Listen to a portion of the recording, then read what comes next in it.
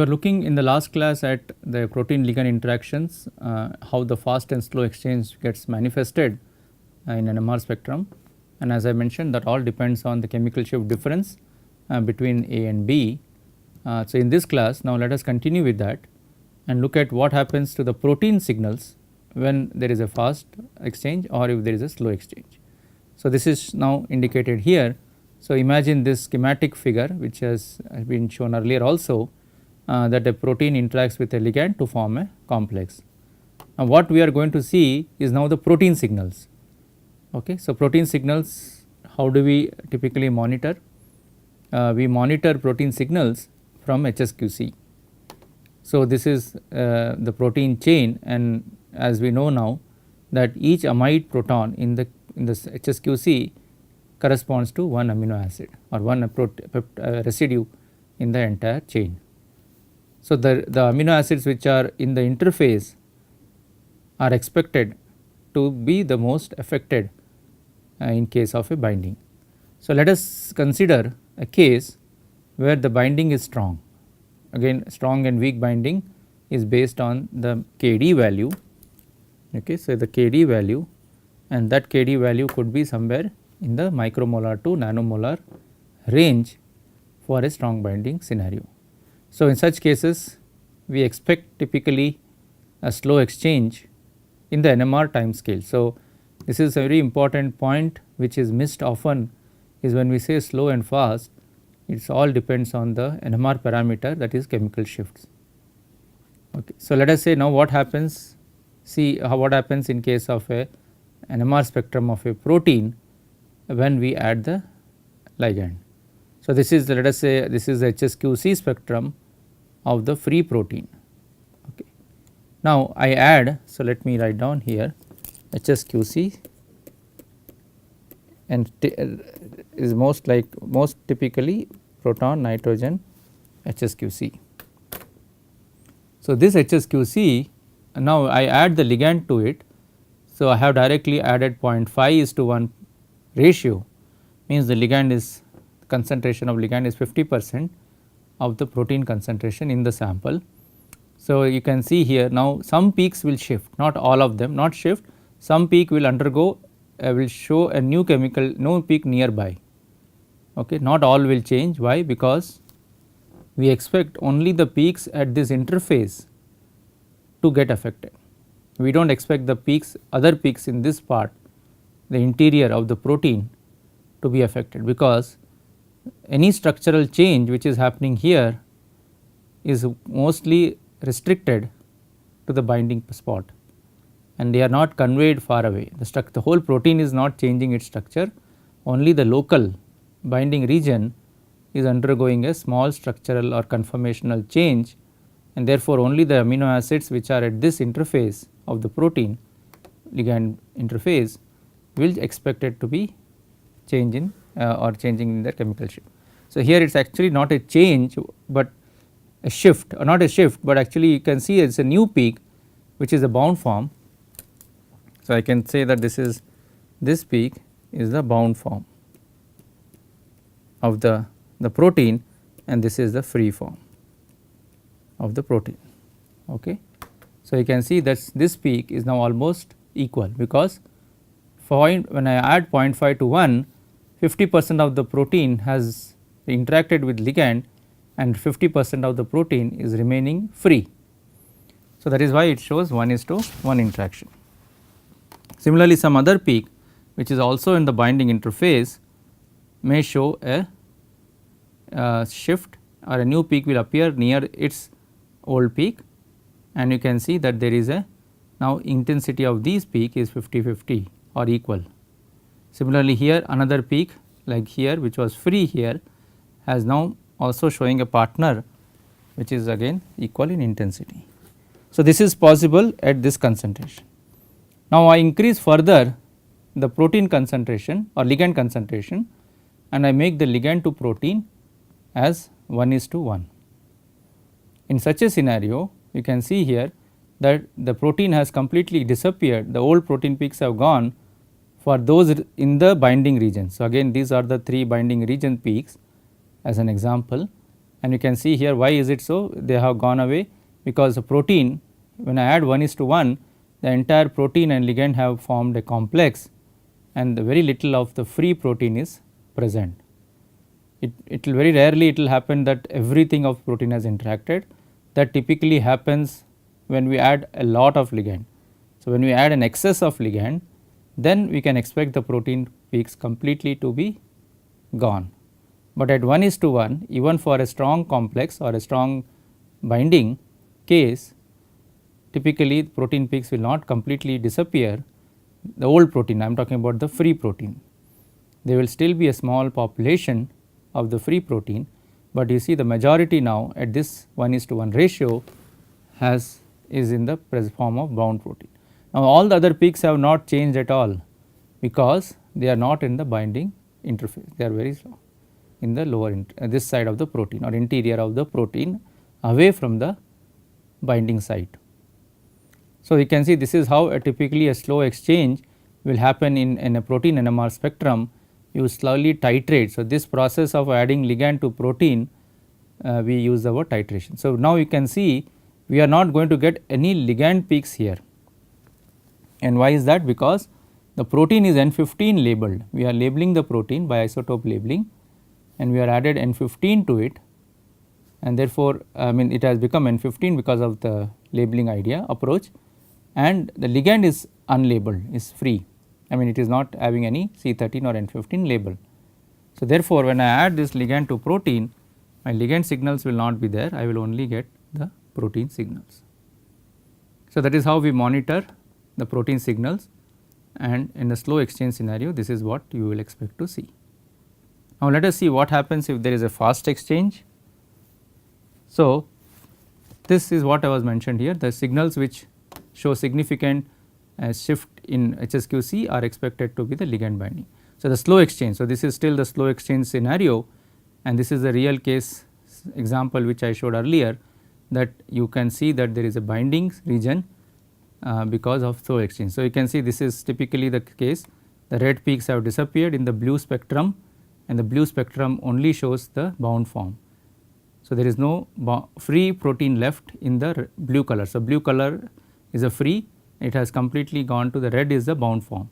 So, there is no presence of both the peaks. So, red is completely different from blue.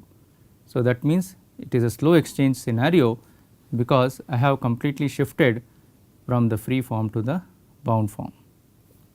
So, this is what is captured in the chemical shift difference, already we have seen this earlier. Now, let us see how a fast exchange case happens. In a fast exchange scenario, this is what will take place. So, let us go through this carefully. So, imagine that again we are looking at a HSQC spectrum of the free protein. So, this is a free protein now. Now, I add the ligand to this. So, now let us say here instead of 0.5 I add a very small amount 0.2 of ligand is to 1 of the protein. So, in such a case what will happen is that this peak, if you notice, has actually moved. It is not visible here, we can show it here like this. So, when I have added the ligand to the protein, this peak which was earlier the same residue which was the binding site and this, they have actually moved from their original position, but there are not two peaks now. Okay, there is only one peak and that has shifted, means moved from its original position. Why is this happening? This is happening, for this you have to recall our fast exchange part in the last lecture, where we saw that in a fast exchange scenario when you add ligand or protein, there is a movement or shift of the peaks because the population weighted average is the chemical shift value of the complex. That means, the peaks of this complex they come at the population weighted average. So, let me write that down again. So, our chemical shift of the complex is basically Pa, that is you can think of it as Pa and Pb as a population. So, it is Pa delta A plus Pb delta B. So, this is called population weighted average. Okay. So, because of this, the chemical shift of this complex which we are seeing here is neither A nor B, it is somewhere in between A and B, okay, because A is PA is less than 1, PB is less than 1. So, between A and B is somewhere the C value. So, this complex is now somewhere in between A and B. So, what is B? B is not seen here, B will be only seen when we have completely added more and more of ligand. So, if I add more and more, I go to 1.5 of ligand is to 1, then I will see the completely bound form. Okay. So, till then I will only see movement of peaks, means this is a spectrum which is superimposed, means I have combined these 3 and I can see this only for I am showing only the 3 binding region residues. I am not looking at other residues because they are not moving at all. So, only for this 3 binding region you can see that they are actually moved, okay. They will move like this up and down, and this movement depends on the concentration of the protein to ligand. So, if the more is the ligand you add, more towards the bound form it will move, okay. So, this is the free form and the red color is the bound. Bound form typically comes when you had excess, in fact not just 1.5, sometimes you have to go to even 5:1 for a weak complex. That means 5 of the ligand and 1 of protein, okay. So, this is how typically NMR titrations are carried out. You start from the free protein, keep adding the ligand and go to very high excess, and if you see such peaks are moving of the protein, then it is typical of a fast exchange scenario, means the ligand interaction is weak and it undergoes a fast exchange. So, this is how the 2 different exchange phenomena were explained. So, this is now let us see an example of a real case. So, this is back to this particular paper which I showed earlier, where the silver nanoparticles were added to protein and it was a weak interaction, and you can see here how the chemical shifts are moving, the peaks are moving when more and more ligand is added. So, you can see here this blue color is a free protein, it is ubiquitin, free ubiquitin. Now, if I add more and more of my ligand, that is red is 1:0.05, green corresponds to 0.1 and black is 0.5, you see the peaks are moving. One more thing, if you notice here, the peaks are also becoming weak. You can see this is weak in intensity, this is a small black is weak. And why is this weak? The weakness is coming because the complex is a large system. So, therefore, the intensities become less because the T2 relaxation will broaden the peaks. So, whenever you have a large complex, T2 is short, and if T2 is short, the intensity of the P or area is also small. So, that is why it is happening, but for our discussion right now, what is important is that the peaks are shifting like this when I add more and more of my ligand to the protein. So, in this case my protein ligand was the silver nanoparticles. So, this is what we saw earlier, and the interactions are weak because it is electrostatic interactions. Typically electrostatic, if it is sometimes are weak, not always, and if there is a weak interaction in NMR, it undergoes a fast exchange type of scenario. So, now having seen fast and slow exchange, now the next question which comes to our mind is how do we measure this binding affinity, this Kd value, how do we measure? Because finally that is what is important for us. If you are designing a ligand or a drug molecule, we want to know the strength of the interaction. So, how can we determine by NMR? Remember, there are non-NMR techniques like ITC, isothermal titration calorimetry, or you can use what is called surface plasmon resonance SPR. These are well known techniques to find the strength of interaction between ligand and protein. So, normally NMR is not so popular for measuring binding affinities. NMR is mainly helpful for characterizing whether it is fast or slow or weak or strong, but nevertheless we can still measure with NMR. So, how do we calculate that? Let us see for the 2 scenarios. One is the fast exchange case and another is a slow. So, in a slow exchange situation it is very simple. you have a population of free form. Initially you have fully free form, you slowly add the ligand or protein and then the bound form signal will appear. So, in a slow exchange case the intensity of bound is different. So, this is now I am showing here the peak corresponding to B and peak corresponding to A, but what happens is there is a peak corresponding to the bound form which is somewhere coming here. So, in this particular scenario 1:0.5, half of A has got converted to AB complex. So, half is free, half is bound. So, they are equal in intensity. Now, in such a case the concentration of AB and AB complex, you can see from here I can get all the intensities measured, and then if I measure the intensities in NMR, you should remember the intensity or area of any peak is directly related to the population of that species or that molecule.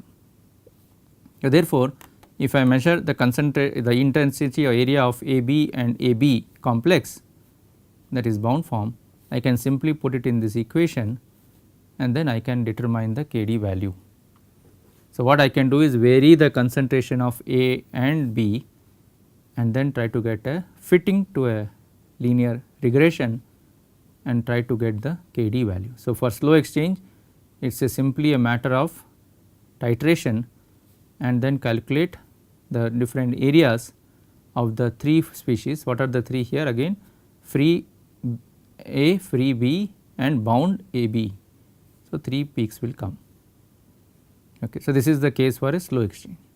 Now, in a fast exchange how do we measure? It is slightly complicated. So, in a fast exchange scenario let us consider again this reaction or this complex.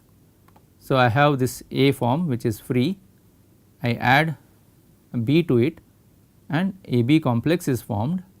So, now in NMR I will have to monitor these 2 chemical shifts A and free and bound, but okay. So, the experiment is done by titrating B with A, that means suppose I am monitoring A, then I titrate means I add slowly in steps B molecule to A and then chemical shift of A in free and bound form is monitored.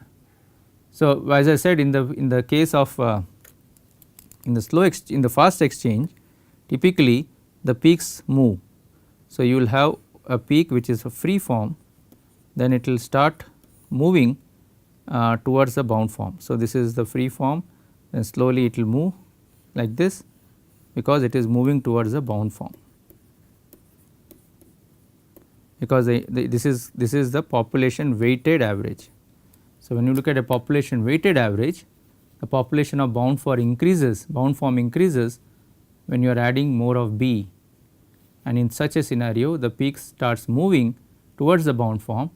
So, this movement is what is captured in this delta observed value. So, if you look at this equation, delta observed on the left side is at any given time, at any point when you have added a required amount of B, you can find out what is the peak of the weighted average, that is the observed value minus the free form. Free is when no B is added, free is when no B is added.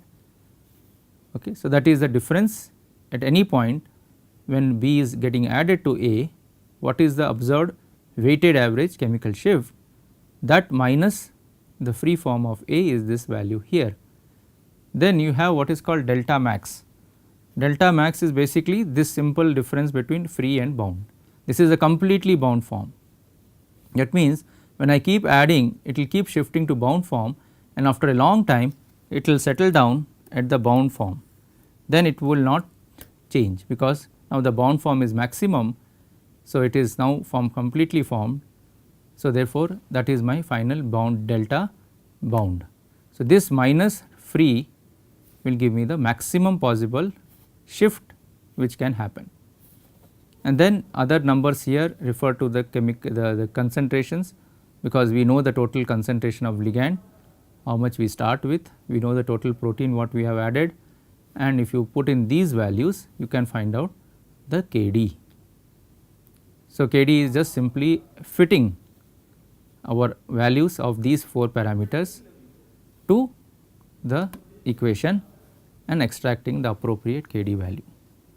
So, this is how Kd is extracted from fast exchange case in NMR. So, now let us move to the next topic, that is how to monitor protein ligand interaction with what is called as a T2 filter experiment. So, let us see how that works. So, T2 filter, now as the name suggests, it depends on the T2, concept of T2. Now, what is T2? T2 is what we have seen much earlier in this course, that it is what is called transverse relaxation. So, if you see, this is an FID, and FID decays with time, and that is because of T2. So, there are two types of relaxation in NMR, T1 and T2. T1 relaxation is the recovery of the magnetization to the z axis, and T2 is the decay of magnetization or dephasing of magnetization in the xy plane. Okay. So, our experiment, our idea now will mainly depend on the T2 relaxation, and T2 depends on the size of the protein of the or the ligand or any molecule, and this is very important because as you increase the size, T2 shortens, becomes smaller. And why does it become smaller? Because of this tumbling. Whenever the rotation of molecule is slowed down because of increase in size, there is a lot of interactions which dampen or reduce the T2. Okay. So, this is well known, you can refer to many of these books for T2, how it depends on the tumbling on the correlation time, that is autocorrelation time of the molecule. So, in generally if you have a large size protein, okay, so let us say you have 10 kilodalton or 15 or 20 kilodalton higher proteins, the proton T2, so these numbers are for hydrogen. So, let me write out, this is for proton, typically will be of the order of 10 to 30 milliseconds. But if you go to a small size like ligand, which is like a small molecule, its T2 will be pretty long. It could be in this range, sometimes even longer.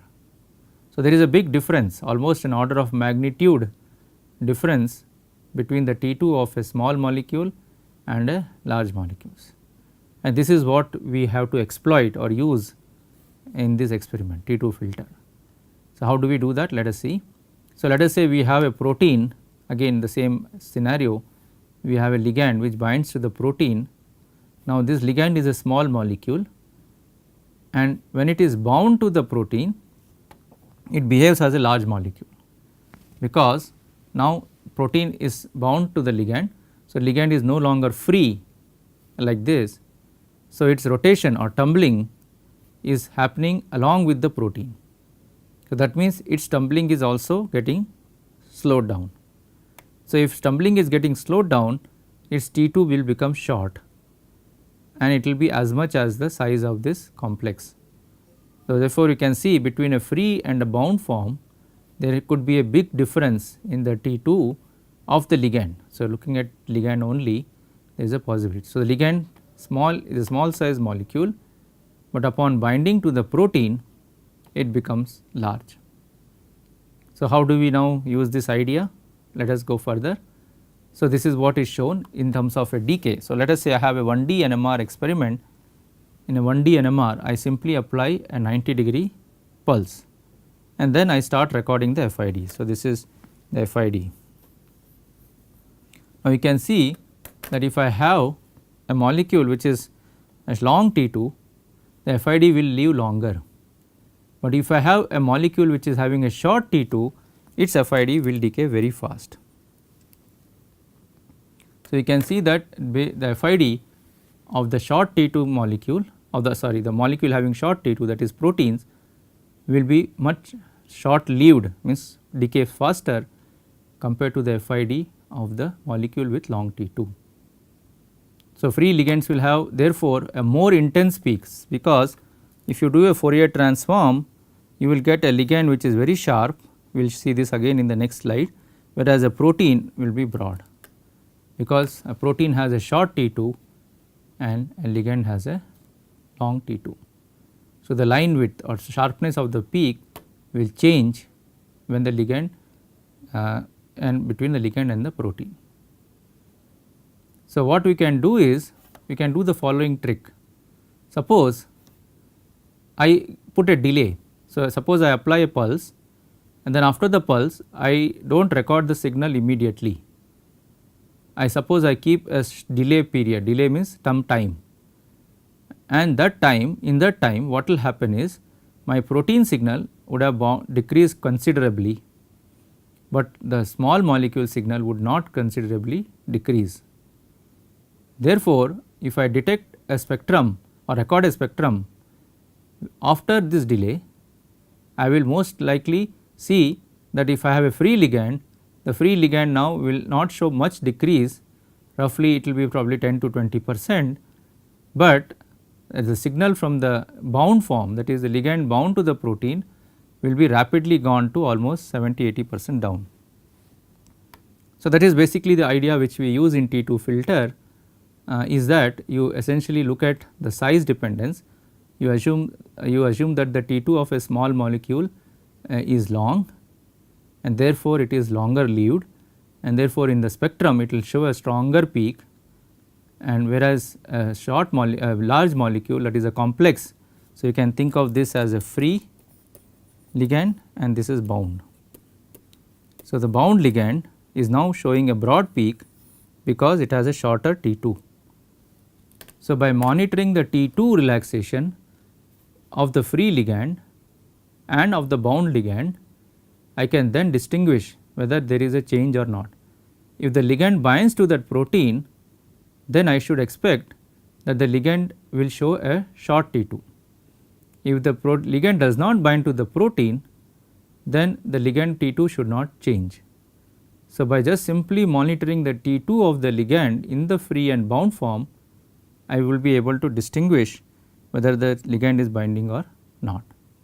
So, we will continue in the next class and we will see how this can be exploited further to characterize the ligand to protein interaction.